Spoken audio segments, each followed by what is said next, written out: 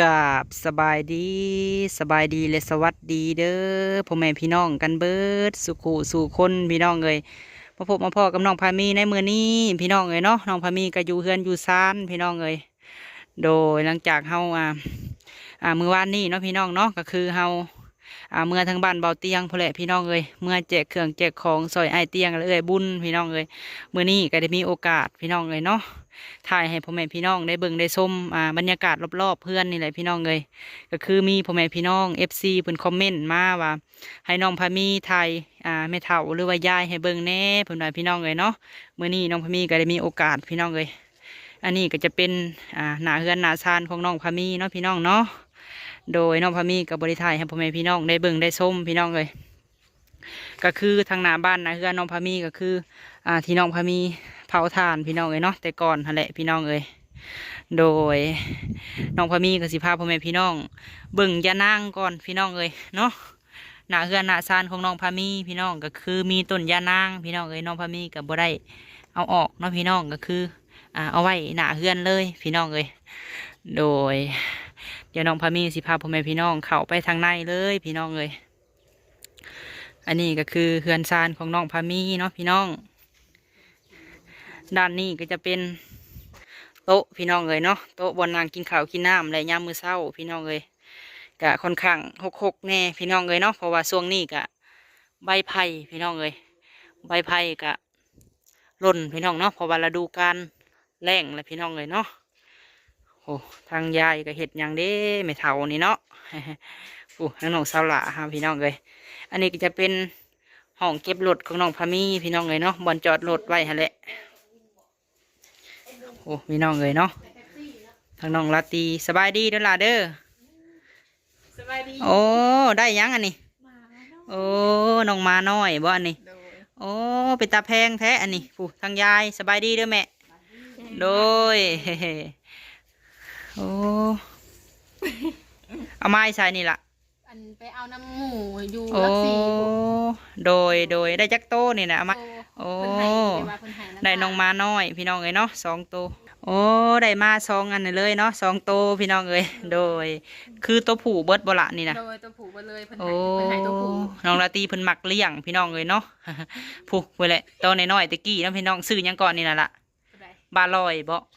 โอ้โหพี่น้องเลยเนาะตอนนี้เพิ่นก็เป็นขี้ฮิตขี้เฮือนเลยพี่น้องเลยเนาะมาน้องราตรีเพิ่นก็มักเลี้ยงพี่น้องเลย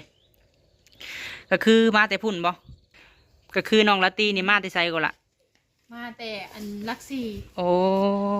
โดยน้ำพอเพิ่นอยู่ละคกแต่ว่ามันบ่มี โดยก็คือเอามาแต่พุ่นเนาะอันนี้มักเลี้ยงบ่เลยวันใดมักเลี้ยงเพราะว่าเพื่อนกับไก่ปลาเนี่ยโอ้ก็เลยอยากเลี้ยงโดยเมื่อนี้ซื้อหยังมากินแรงล่ะปลาโอ้แกงปลาดุกบหรือปลานิลปลาดุกโอ้สิเห็ดแนวใดเนอกกินมานี่ อ๋อ โอ้ทั้งไม่เท่าได้ซื้อหยังมาให้เพิ่นซื้อไก่แต่ว่าซื้อไก่เนาะแม่เนาะโดยก็เป็นแนวใดพ่อแม่พี่น้องเพิ่นก็ถามมาแม่เอ้ยว่าอยากเห็นอันยายเพิ่นว่าบ่เห็นยายออกคลิปแต่โดนแล้วเพิ่นว่านะโดยก็พ่อแม่พี่น้องเพิ่นก็ฝากมาถามหลายคนแม่เอ้ยเนาะเพิ่นก็ฝากความคิดฮอดคิดถึงแต่ว่าเฮาก็บ่มีเวลาถ่ายเนาะแม่เนาะเพราะว่ายากหันยากนี่พี่น้องเอ้ยเนาะเฮ็ดเวียกเฮ็ดงานแต่ละมื้อเนาะแม่เนาะ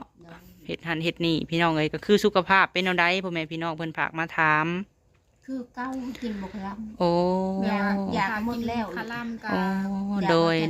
หมดแล้วว่าเตียงชื่อให้ก็หมดแล้ว โดยก็คือกระเพาะนี่คือเก่าเนาะแม่เนาะแต่ว่าถ้าว่ากินคาลัมมันก็ถือว่าอันบ่ถึงขั้นหายขาดพี่น้องเอ้ย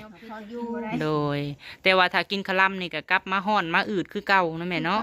โดยก็คือตะกี้น่ะกินยาไผอันนั้นตะกี้นะยาเบาจันบ่กินยาเบาจันโอ้เพิ่นผากมาให้เพิ่นผากมาเนาะเพิ่นผากมาให้จะพุ่งไปอันเฮาได้ยินอันเบาจันเพิ่นเว้าว่าเอาน้ำสาวหยังก็สาวละน้อยแม่เอ้ยอยู่บ้านน้องเดินเพิ่นว่าอันมีคนให้เพิ่นคือกันเพิ่นว่าเบาจันเฮาถามเพิ่นแต่ก่อนหั่นนะแต่ว่ามันเป็นยาอันต่างประเทศบ่น้องเป็นยาแบบเขมรบ่แม่เป็นยาเพิ่นว่ามาจากเขมรโตเขมโอ้รอ่านบ่ออกต้องไปถามสาวละน้อยเนาะน้องละตีเนาะฮู้จักอยู่บ่บ้านน้องเดินเคยไปอยู่แต่ว่าบ่ฮู้เพิ่นโดยเป็นโตกะลันโตภาษาเนาะแม่เนาะคันว่าเป็นโตไทยก็พอสิอ่านได้อยู่พี่น้องเอ้ยก็คือมีแต่กินคลัมเนาะแม่เนาะโดยเพชรก็ได้อันนั้นบ่ไปกิน โดยก็คือ กระเพาะนี่คือเก่าเนาะแม่เนาะคันว่าเป็นตัวไทยก็พอสิอ่านได้อยู่พี่น้องเอ้ยก็คือมีแต่กินคลัมเนาะแม่เนาะโดย กะลัน โดย มีแต่กินข้าวเจ้านะแม่เนาะ แม่ โดยบางเทื่อก็ต้มเอานะแม่เนาะส่วนหลายบ่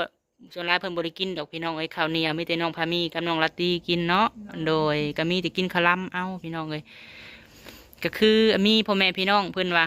อันใบหญ้าคิวได้ไหมเอ้ยใบหญ้าคิวเอามาประมาณอ่า3-4 ใบเพิ่นเว้าที่ว่าอัน2-3 ใบขึ้นนะลาตรีใกล้ๆยอดมันมาแล้วก็กินกับเกลือเพิ่นว่าแม่เอ้ย บอก โดย กินมันกินมื้อ แม่ เช้าน บ่ กินตอนเช้าตอนแรงเพิ่นว่าหั้นนะ ซ้ำค่ะ โดย เช้าเที่ยงแรง โดย อืม ก็มีหลายแนวอยู่เนาะแต่ว่าก็กินมาเบิดแหละพี่น้องเอ้ย กิ ก็ นแล้วทั้งไม้ทั้งยาก็กินแล้ว ต้องกินคาลัมเอาเนาะจักสิเฮ็ดแนวใดพี่น้องเอ้ยเนาะ โดย ถ้าคาลัมก็พออยู่ได้เนาะแม่เนาะ อยู่ได้ห้อนห้อน โอ้ ห่มอยู่ โดยก็แบบนี้แหละเนาะพี่น้องเอ้ยพ่อแม่พี่น้องเพิ่นก็จะเห็นยายว่าสบายดีบ่เพิ่นฝากถามข่าวพี่น้องเอ้ยน้องพามีก็บ่ได้มีโอกาสถ่ายเนาะน้องเนาะเพราะว่าแต่ละมื้อกับพี่น้องเอ้ยเฮ็ดหันเฮ็ดนี่ตื่นมาเลยก็เฮ็ดน้ำทานน้ำที่เนาะน้องเนาะตัดไม้ตัดตอกพี่น้องเอ้ยหลังจากหันก็พุ่นแหละถ่ายคลิปให้พ่อแม่พี่น้องได้เบิ่งพี่น้องเอ้ยก็ประมาณนี้เนาะก็เดี๋ยวเฮาสิเลาะเบิ่งในเฮือนก่อนเด้อแม่เด้อแล้วลาตรีเด้อโดย ก็โอเคพี่น้องเลยเนาะหลังจากน้องพามีก็ถ่ายยายให้หรือว่าแม่เฒ่าให้พ่อแม่พี่น้อง ได้เบิ่งได้ชมแล้วพี่น้องเลยเนาะน้องพามีก็สิถ่ายรอบๆเพื่อนซานของน้องพามีให้พ่อแม่พี่น้องได้เบิ่งได้ชมพี่น้องเลยอันนี้ก็เป็นธงหมากเนาะพี่น้องเนาะธงหมากธงภูของแม่เฒ่าน้องพามีหรือว่าแม่น้องพามีเลยพี่น้องเลยโดยมุมนี้พี่น้องเลยก็จะเป็นมุมที่น้องพามีเห็ดอยู่เห็ดกินพี่น้องเนาะตำมักเพชรหรือว่าตำนั่นตำนี่แหละพี่น้องเลยแต่ว่ามุมนี้ก็เป็นบนดังไพ่พี่น้องเลยเนาะเพราะว่ายามมื้อเช้าเฮาดังพื้นดังหยังกะสิมาดังข้างๆนี่แหละพี่น้องเลยเนาะผู้ทางน้องสาวเฮาก็ซักเครื่องซักแพรพี่น้องเลยก็บ่มีบนตากเนาะก็มาตากพี่แหละพี่น้องเลยก็คือน้ำในนี่พวกเฮาก็ซื้อเอาเด้อพี่น้องเลยเนาะเพราะว่าซื้อเพิ่นนี่1,000 ลิตรพี่น้องเลยเนาะแท่งหนึ่งแบบนี้แหละพี่น้องเลยก็คือ200 บาทพี่น้องเลย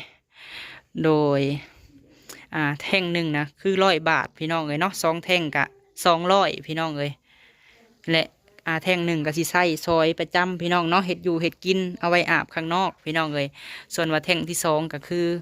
เอาเข้าห้องน้ำพี่น้องเนาะก็สิใส่ได้เข้าไปพี่น้องเลยโดยก็ประมาณนี้แหละเฮือนชานของน้องพามีพี่น้องเลยเนาะ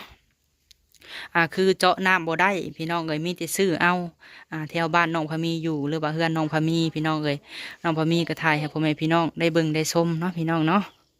ก็คือชีวิตประจำวันก็คือใส่น้ำประหยัดพี่น้องเลยมีแต่ซื้อเนาะน้องพามีใส่แท่งหนึ่งนี่ก็คือประมาณ5 องค์พี่น้องเลย5 องค์ก็คือ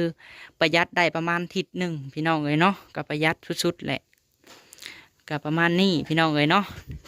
บ่ฮู้ว่าน้องสาวเฮาเพิ่นสิเฮ็ดหยังเด้พี่น้องเลย ยำข้าวให้มา โอ้ เพราะว่ามื้อนี้มันค่ำเลย หาก็เอามาใหม่บ่ละโดย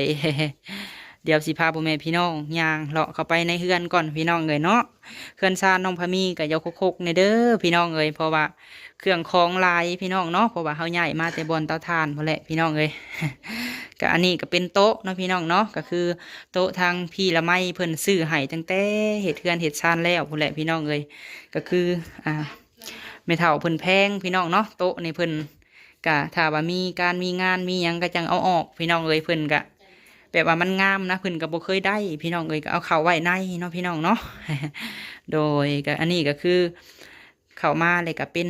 บนอยู่บนนอนของแม่เฒ่าเนาะพี่น้องเนาะของน้องพามีนี่แหละก็คือเวลาน้องลาตีเพิ่นบ่ได้อยากนอนเทิงเนาะพี่น้องเนาะก็คือมานอนกับแม่หรือว่ายายเนาะพี่น้องเนาะน้องพามีก็เอิ้นเพิ่นแม่พี่น้องเอ้ยเพราะว่าเพิ่นเลี้ยงเขามาตั้งแต่น้อยๆเนาะพี่น้องเนาะก็เอิ้นแม่นั่นแหละพี่น้องเอ้ยก็คือเพิ่นก็มานอนนำแม่ทั้งลุ่มพี่น้องเอ้ยเนาะโดยอันนี้ก็จะเป็นเครื่องของเพิ่นพี่น้องเอ้ยเนาะ เพราะว่าเพิ่นย้ายมาตั้งแต่อันกระต๊อบเก่าพุ่นแหละพี่น้องเอ้ยก็มาปะไว้นี่พี่น้องเพราะว่าเฮาบ่มีบ่อนไว้เนาะด้านนี้กับพี่น้องเอ้ยสิเป็นทางขึ้นเรือนชานของน้องพามีพี่น้องเอ้ยเนาะแล้วก็โซนนี้พี่น้องเอ้ยก็สิเป็นบ่อนตู้เย็นเนาะพี่น้องเนาะก็คือตู้เย็นของน้องพามีและอันนี้ก็บ่อนล้างถ้วยล้างจานพี่น้องเอ้ยหรือว่าเพิ่นเอิ้นซิ่งว่าพี่น้องเอ้ย โดยรายการบอลนี่กับบอลเฮ็ดอยู่เฮ็ดกินพี่น้องเนาะบางเทื่อเฮาบ่ได้ไปเฮ็ดอยู่นอกกะมาเฮ็ดอยู่ในพี่แหละพี่น้องเอ้ยเพราะว่าอ่าอยู่ในพี่ก็เอาเตาถ่านเข้ากับบ่ได้เนาะพี่น้องเนาะเพราะว่าอย่างมันควันพี่น้องเอ้ยมีแต่เฮ็ดกินเล็กน้อยส่วนหลายก็มีแต่เฮ็ดอยู่นอกเนาะบนวางถ้วยวางบ่วงพี่น้องเอ้ยอันนี้ก็จะเป็นมุมของตู้เย็นของน้องพามีพี่น้องเอ้ยทางห้องน้ำห้องในของน้องพามีพี่น้องเอ้ย โดยกะประมาณนี้แหละพี่น้องเอ้ยเนาะมื้อนี้กะถ่ายให้พ่อแม่พี่น้องได้เบิ่งได้ชมพี่น้องเอ้ยเพราะว่าพ่อแม่พี่น้องก็หลายทานเพิ่นก็อยากเบิ่งพี่น้องเอ้ยน้องพามีก็ได้มีโอกาสเนาะได้ถ่ายให้เบิ่งพี่น้องเอ้ยแต่ว่าทางในน้องพามีก็สิบ่ได้ขึ้นถ่ายให้พ่อแม่พี่น้องเบิ่งเด้อเพราะว่ามันก็สิหกแน่พี่น้องเอ้ยเนาะเพราะว่ามื้อหน้ามื้อในพุ่นแหละน้องพามีจังถ่ายให้พ่อแม่พี่น้องได้เบิ่งโดย โอ้ทางน้องล่าเฮากะยำข้าวให้น้องมาน้อย โดยนี่กะไทยแม่ให้แม่เฒ่าให้พ่อแม่พี่น้องได้เบิ่งได้ชมพี่น้องเลยน้องพ่อมีกะสีย่างรอบๆแถวเดินบ้านเดินเฮือนให้พ่อแม่พี่น้องได้เบิ่งจักเล็กจักน้อยก่อนพี่น้องเลยเพราะว่าช่วงนี้กะอยากสีหกในเด้อพี่น้องเลยเนาะเพราะว่าอ่าใบไผ่พี่น้องเลยเนาะคือน้องพ่อมีกะ อ้อมด้วยกอไผ่พี่น้องเลยรอบๆเพื่อนน้องพามีก็มีแต่กอไผ่เนาะ โดยกับประมาณนี้แหละพี่น้องเลยน้องพามีกับสิทายให้พ่อแม่พี่น้องได้เบิ่งได้ชมประมาณนี้เนาะก็โอเคแหละพี่น้องเลยเนาะจากคลิปนี้พี่น้องเลยน้องพามีก็ต้องขอบคุญขอบคุณผู้ใหญ่ใจดีเบิดสุขุสุคนเด้อพี่น้องเลยเนาะที่หับชมคลิป